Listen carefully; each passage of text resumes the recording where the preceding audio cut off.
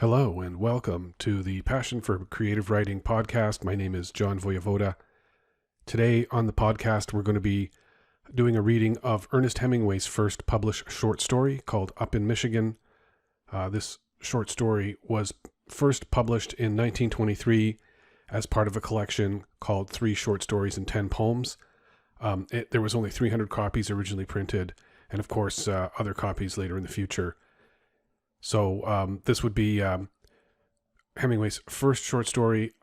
Hemingway was very influential in the 20th century in terms of fiction.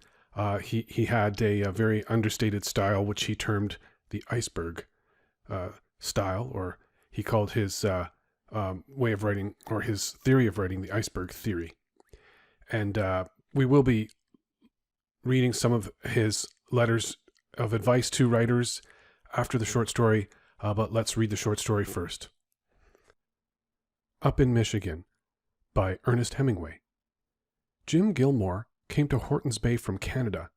He bought the blacksmith shop from Old Man Horton. Jim was short and dark, with big mustaches and big hands. He was a good horseshoer and did not look much like a blacksmith, even with his leather apron on. He lived upstairs above the blacksmith shop and took his meals at A.J. Smith's. Liz Coates worked for Mr. Smith's. Mrs. Smith, who was a very large, clean woman, said Liz Coates was the neatest girl she'd ever seen. Liz had good legs and always wore clean gingham aprons, and Jim noticed that her hair was always neat behind. He liked her face because it was so jolly, but he never thought about her. Liz liked Jim very much. She liked it the way he walked over from the shop and often went to the kitchen door to watch him to start down the road. She liked it about his mustache. She liked it about how white his teeth were when he smiled. She liked it very much that he didn't look like a blacksmith. She liked it how much A.J. Smith and Mrs. Smith liked Jim. One day, she found that she liked it the way the hair was black on his arms, and how white they were above the tanned line when he washed up in the wash basin outside the house. Liking that made her feel funny. Horton's Bay, the town, was only 5 houses on the main road between Boyne City and Charlevoix. There was the general store and post office with a high, false front, and maybe a wagon hitched out in front. Smith's house, Stroud's house, Fox's house, Horton's house, and Van Hoosen's house. The houses were in a big grove of elm trees, and the road was very sandy. There was farming country and timber each way up the road. Up the road a ways was the Methodist church, and down the road the other direction was the township school. The blacksmith shop was painted red and faced the school. A steep, sandy road down the hill to the bay through the timber. From Smith's back door you could look out across the woods that ran down to the lake and across the bay. It was very beautiful in the spring and summer. The bay blue and bright, and usually whitecaps on the lake out beyond the point from the breeze blowing from Charlevoix and Lake Michigan. From Smith's back door, Liz could see ore barges way out in the lake going toward Boyne City. When she looked at them, they didn't seem to be moving at all, but if she went in and dried some more dishes and then came out again, they would be out of sight beyond the point. All the time now, Liz was thinking about Jim Gilmore. He didn't seem to notice her much. He talked about the shop to A.J. Smith, and about the Republican Party, and about James G. Blaine. In the evening, he read the Toledo Blade and the Grand Rapids paper by the lamp in the front room, or went out spearing fish in the bay with a jack-light with A.J. Smith. In the fall, he and Smith and Charlie Wyman took a wagon and tent, grub, axes, their rifles and 2 dogs, and went on a trip to the pine plains beyond Vanderbilt deer hunting. Liz and Mrs. Smith were cooking for 4 days for them before they started. Liz wanted to make something special for Jim to take, but she didn't finally because she was afraid to ask Mrs. Smith for the eggs and flour, and afraid if she bought them, Mrs. Smith would catch her cooking. It would have been all right with Mrs. Smith, but Liz was afraid. All the time Jim was gone on the deer hunting trip, Liz thought about him. It was awful while he was gone. She couldn't sleep well from thinking about him, but she discovered it was fun to think about him too. If she let herself go, it was better. The night before they were to come back, she didn't sleep at all. That is, she didn't think she slept because it was all mixed up in a dream about not sleeping and really not sleeping. When she saw the wagon coming down the road, she felt weak and sick, sort of inside. She couldn't wait till she saw Jim, and it seemed as though everything would be all right when he came. The wagon stopped outside under the big elm, and Mrs. Smith and Liz went out. All the men had beards, and there were 3 deer in the back of the wagon, their thin legs sticking stiff over the edge of the wagon box. Mrs. Smith kissed Alonzo, and he hugged her. Jim said, "Hello, Liz," and grinned. Liz hadn't known just what would happen when Jim got back, but she was sure it would be something. Nothing had happened. The men were just home, that was all. Jim pulled the burlap sacks off the deer, and Liz looked at them. One was a big buck. It was stiff and hard to lift out of the wagon. "Did you shoot it, Jim?" Liz asked. "Yeah. Ain't it a beauty?" Jim got it onto his back to carry to the smokehouse. That night, Charlie Wyman stayed to supper at Smith's. It was too late to get back to Charlevoix. The men washed up and waited in the front room for supper. "Ain't there something left in that crock, Jimmy?" A.J. Smith asked, and Jim went out to the wagon in the barn and fetched the jug of whiskey. The men had taken hunting with them. It was a 4-gallon jug, and there was quite a little slopped back and forth in the bottom. Jim took a long pull on his way back to the house. It was hard to lift such a big jug up to drink out of it. Some of the whiskey ran down on his shirt front. The 2 men smiled when Jim came in with the jug. A.J. Smith sent for glasses, and Liz brought them. A.J. poured out 3 big shots. "Well, here's looking at you, A.J., said Charlie Wyman. "That damn big buck, Jimmy," said A.J. "Here's all the ones we missed, A.J., said Jim, and downed the liquor. "Tastes good to a man." "Nothing like it in this time of year for what ails you." "What about another, boys?" "Here's how, A.J." "Down the creek, boys."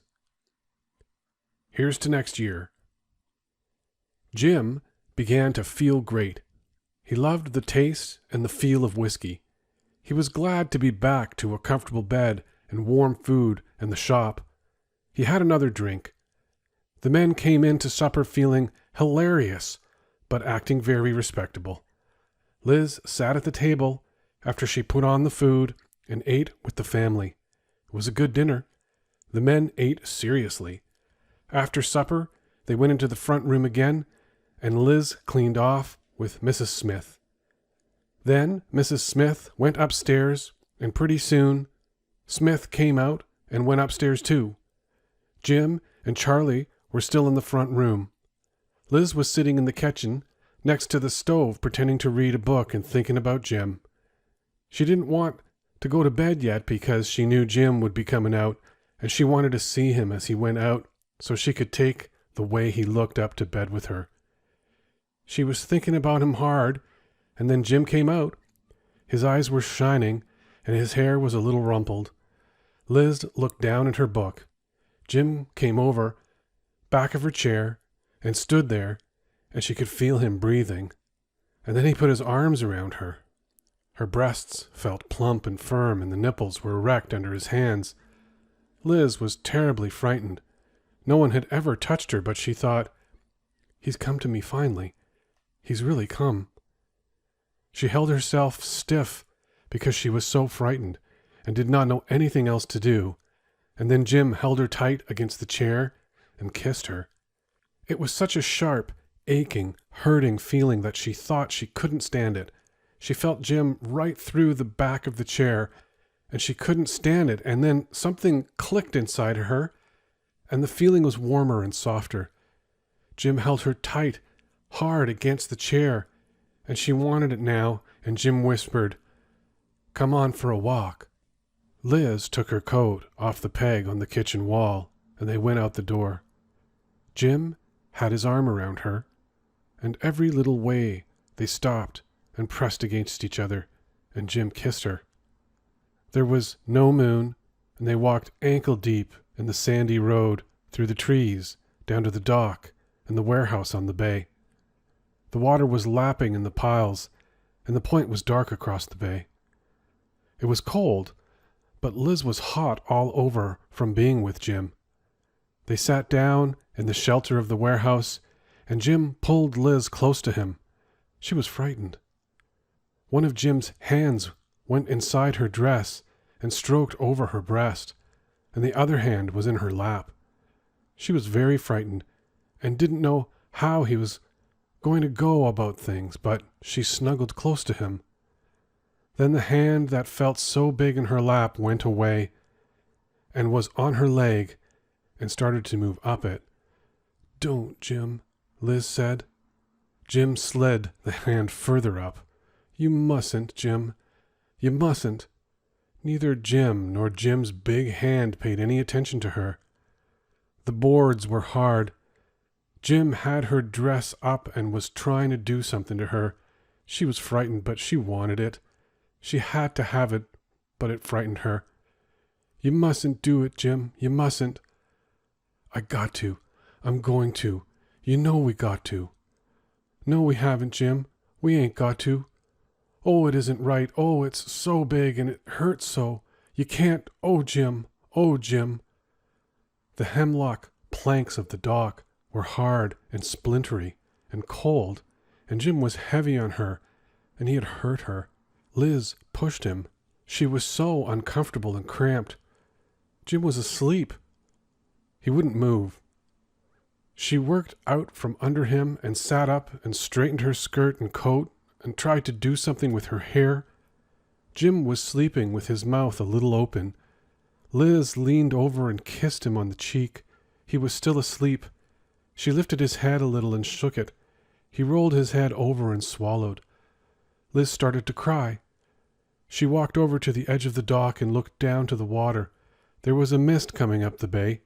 She was cold and miserable, and everything felt gone. She walked back to where Jim was lying and shook him once more to make sure. She was crying. "Jim," she said. "Jim, please, Jim." Jim stirred and curled a little tighter. Liz took off her coat and leaned over and covered him with it. She tucked it around him neatly and carefully. Then she walked across the dock and up the steep sandy road to go to bed. A cold mist was coming up through the woods from the bay. And so that was Up in Michigan, written by Ernest Hemingway in 1921. It is the first short story he ever published, and it's about date rape, and it's a story about rape.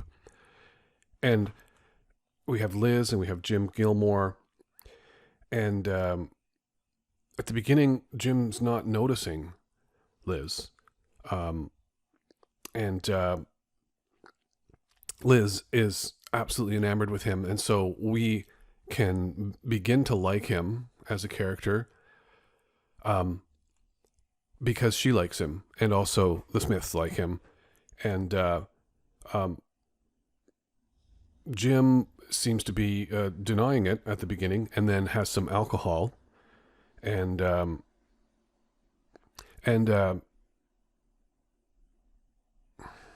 there is a point where he describes how she wanted it, and that she's conflicted about it. And at some point she does say, "Don't, Jim. Please don't." And of course, that's when Jim should have stopped, or maybe before. And it also shows that Jim is a terrible lover, and that, hopefully she doesn't end up with this guy. Of course, we don't know what happens because that's how that story ends. Now, I do want to say that I do really like the way that Ernest Hemingway writes. I'm fascinated by Ernest Hemingway. 1921, there's quite some erotic elements to that story. Again, this is a breakaway from the more stilted styles that people were writing in just 20 years earlier. It's the iceberg style that he described, and Hemingway is almost behaving like a reporter. One of the things that I really like about the story is you do have a contrast between the beauty and the innocence of Liz, and contrasted with what ends up being what can only be described as a horrible experience for her, and that she tucks him in at the end. And